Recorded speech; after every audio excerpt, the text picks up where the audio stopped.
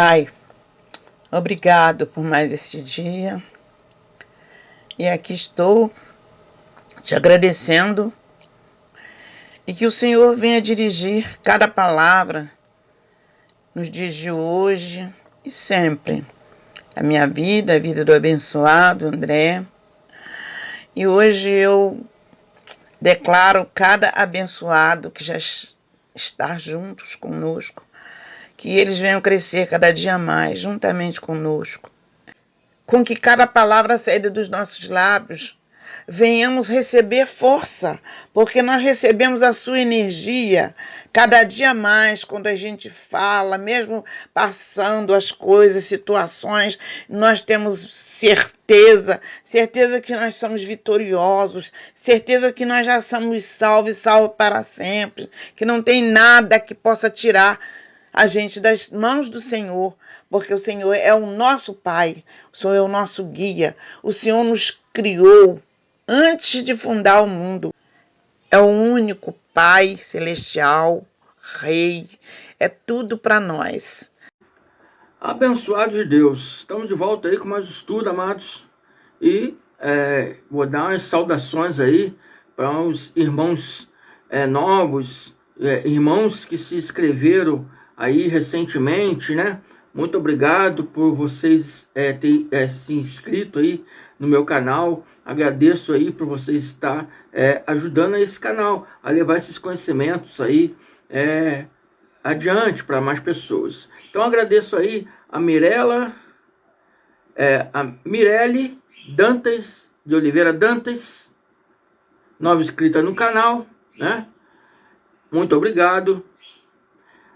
Abençoada Tayane Bonfim, mãe e filha, abençoados. Se inscrevam aí também no canal dela, tá? Tayana Bonfim, mãe e filha. Tem culinárias aí maravilhosas aí, ensinadas aí pelas abençoadas. Elas têm ajudado muito aqui a gente, aqui no nosso canal aqui, amém?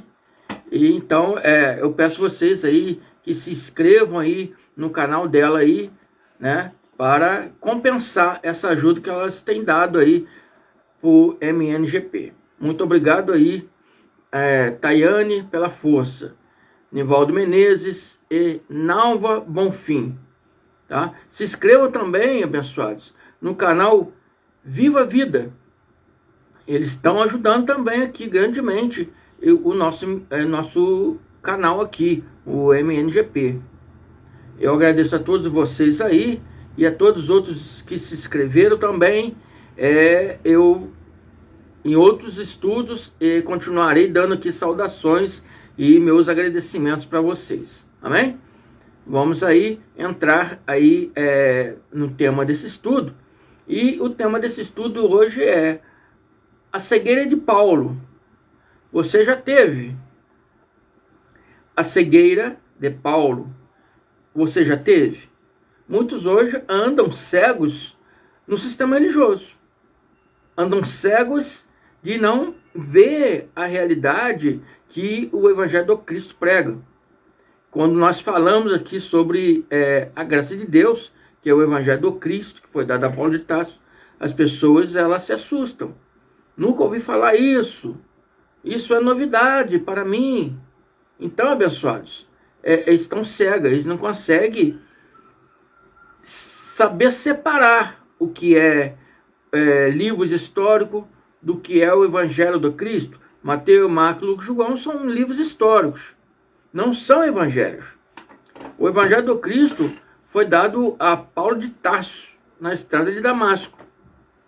E sobre esse assunto que vamos tratar aqui hoje. Amém, amados? Então, amados, muitos abençoados já tiveram essa cegueira dentro das suas chamadas igrejas.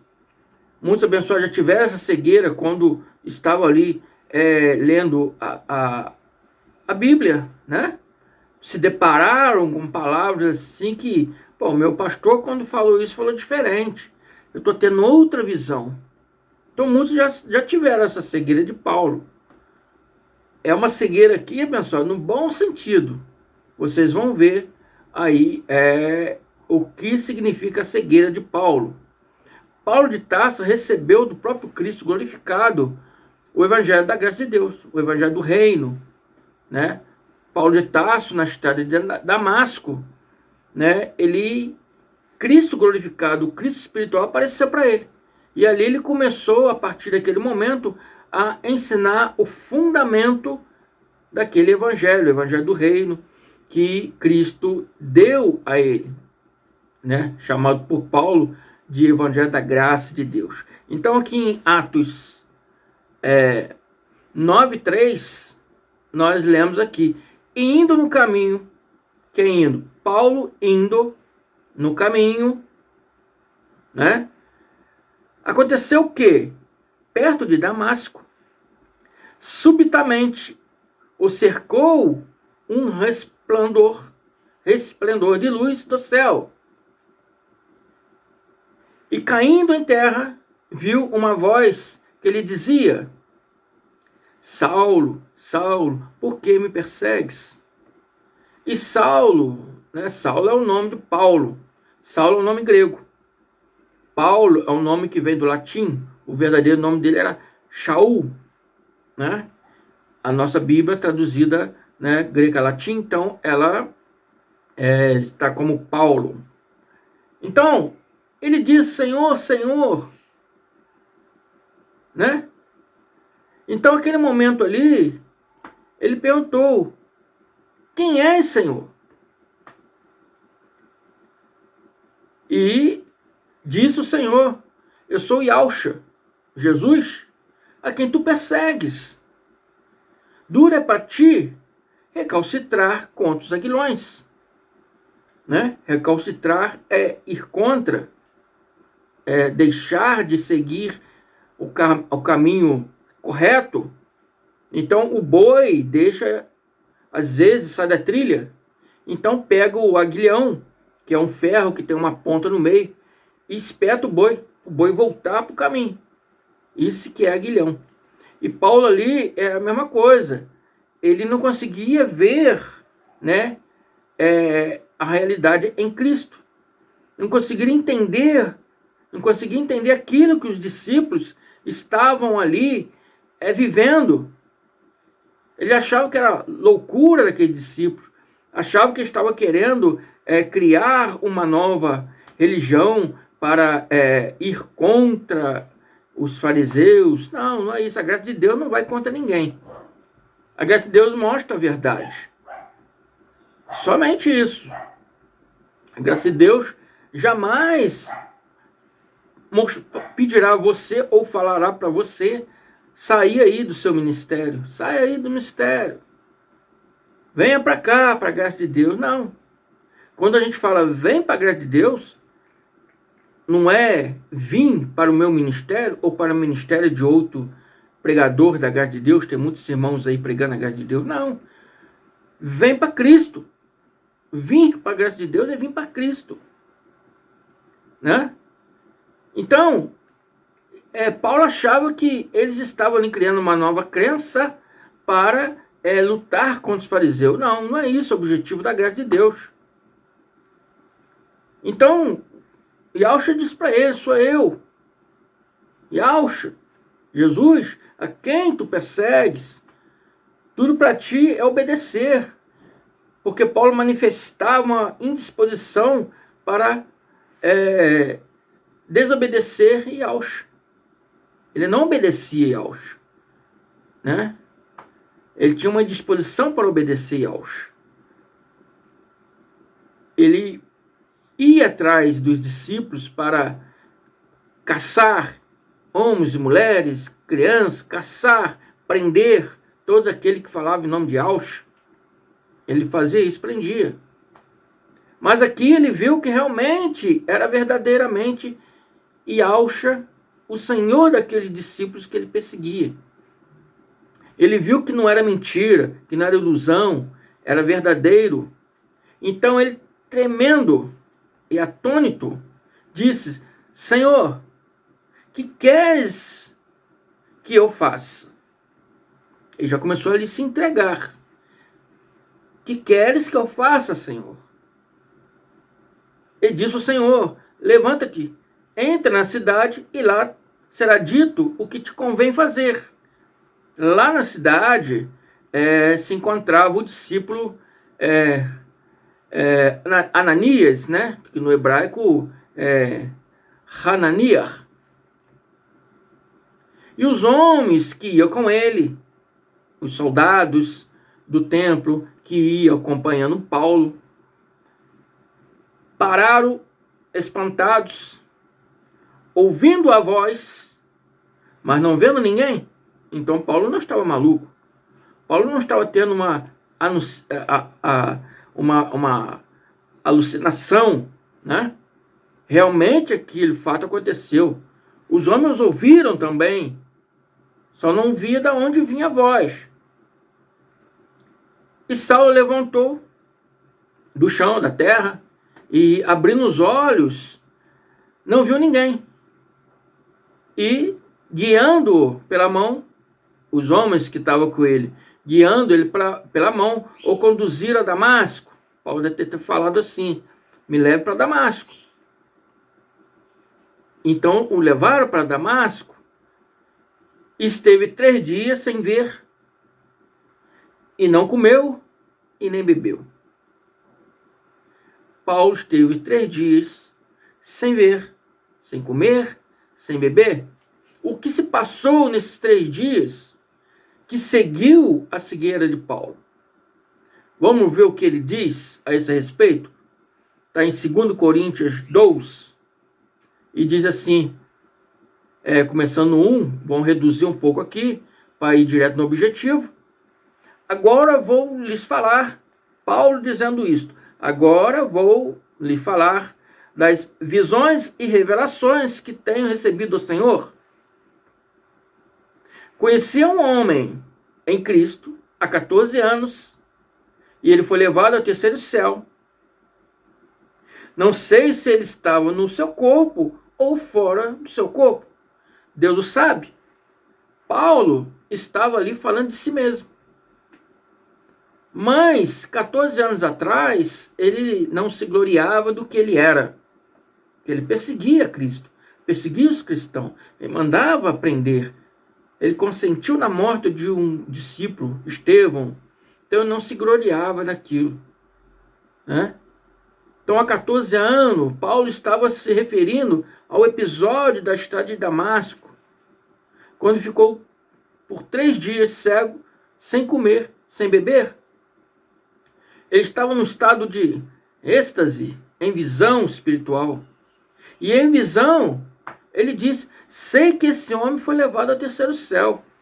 Algumas traduções bíblicas aí dizem paraíso. Porém, não sei se ele estava no corpo ou fora do corpo. Só Deus sabe. Ele estava em espírito, né? Em visão espiritual, vendo aquelas coisas, Cristo mostrando para ele, igual era o caso de João, né? Mas ele ouviu palavras que não podem ser explicadas e que não é permitido ao homem falar. Em outras traduções bíblicas está inefáveis ao homem referir, né? O homem daquela época, antes de Paulo, não conhecia essas palavras. Nunca tinha ouvido essas palavras. A graça era um mistério que estava oculto de gerações em gerações para aquele pessoal, para aquele povo, antes de Paulo. Esse mistério não está mais oculto. Eu estou aqui falando para você sobre ele.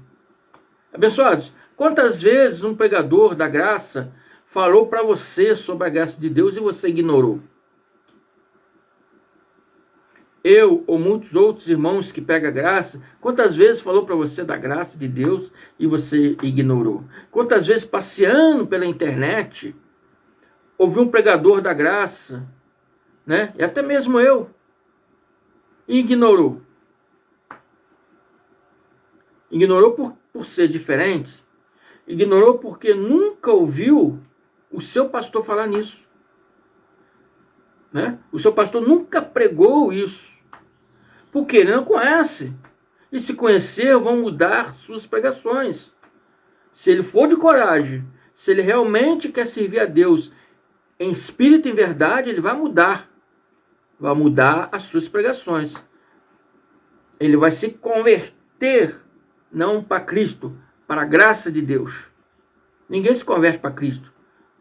Nós já fomos predestinados antes da criação do mundo a estar servindo a Cristo. Se você hoje está servindo a Cristo, já foi predestinado antes da criação do mundo. Se convertemos ao Evangelho da Graça, saímos da lei e nos convertemos ao Evangelho da Graça, não de Cristo. Se converter a Cristo é errado. Você pode se converter à graça de Deus. E isso é uma palavra correta, né? Então, os pastores não conhecem isso. Porque se verdadeiramente quer servir em espírito e verdade, se eles realmente querem servir a Deus em verdade, se conhecer a graça, vão mudar. Se não mudar, é porque não está preparado para isso ou está ainda preso, né, à religiosidade, preso, né, ao dízimo, né? Isso prende muitas pessoas. O que prende muito também é o cargo ministerial, né? O cargo a pastor, a prebísto, a tesoureiro. Isso prende muitas pessoas dentro da igreja, né? Mas se você está lá para servir a Deus, em espírito e verdade, no momento que você receber a graça, você vai mudar suas pregações. Paulo não recebeu de homem algum, mas do próprio Cristo glorificado. Quando ele apareceu na estrada de Damasco, ele já tinha ido ao madeiro, já tinha morrido, o homem Jesus físico. Apareceu para Paulo em espírito e em verdade. O Cristo glorificado, né? E por isso eram palavras inefáveis, por isso era palavra que nenhum homem podia falar, porque nenhum homem tinha esse conhecimento. Em Gálatas 1:11, Paulo explica isso com bastante clareza. E ele diz assim: caros irmãos, quero que saiba que o evangelho, por mim ensinado, não é de origem humana. Por isso era inefável. Por isso nenhum homem poderia falar. Não que é proibido, porque não conhecia. Não tinha conhecimento para isso. Porque, como ele diz, não é de origem humana. Portanto, não recebi de pessoa alguma. E nem me foi doutrinado por qualquer pessoa. E nem pelaqueles anterior a mim. Porque em outra passagem diz, eles não tinham nada para acrescentar. Tudo que eles sabiam, que Paulo já sabia, já tinha ouvido falar. Então ele diz, eles não tinham nada para me acrescentar. Que eles também não conheciam a graça. Ela foi revelada a Paulo de Tarso, né? Então, não recebi de pessoa alguma e nem me foi doutrinado por pessoa alguma. Ao contrário, eu recebi diretamente do Jesus Cristo, por revelação. E esse Jesus Cristo que ele fala é o Cristo já espiritual, já glorificado.